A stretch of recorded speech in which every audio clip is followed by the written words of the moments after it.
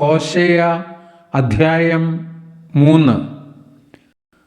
അനന്തരം യഹോവ എന്നോട്, ഇസ്രായേൽ മക്കൾ അന്യദേവന്മാരോട് ചേർന്ന് മുന്തിരി അടകളിൽ ഇഷ്ടപ്പെട്ടിട്ടും യഹോവ അവരെ സ്നേഹിക്കുന്നത് പോലെ നീ ഇനിയും ചെന്ന് ഒരു ജാരനാൽ സ്നേഹിക്കപ്പെട്ട് വ്യഭിചാരിണിയായിരിക്കുന്ന ആ സ്ത്രീയെ സ്നേഹിച്ചു കൊണ്ടിരിക്കുക എന്ന് കൽപ്പിച്ചു. അങ്ങനെ ഞാൻ അവളെ 15 വെള്ളിക്കാശിനും 1.5 ഹോമർ യവത്തിനും മേടിച്ച് അവളോട്, നീ ബഹുകാലം അടങ്ങിപ്പാർക്കണം, പരസംഗം ചെയ്യുകയോ മറ്റൊരു പുരുഷന് പരിഗ്രഹമായിരിക്കുകയോ അരുത്, ഞാനും അങ്ങനെ തന്നെ ചെയ്യുമെന്ന് പറഞ്ഞു.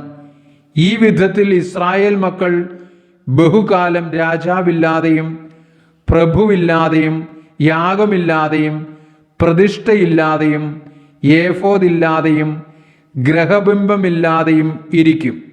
പിന്നത്തേതിൽ ഇസ്രായേൽ മക്കൾ തിരിഞ്ഞ് തങ്ങളുടെ ദൈവമായ യഹോവയെയും തങ്ങളുടെ രാജാവായ ദാവീദിനെയും അന്വേഷിക്കും.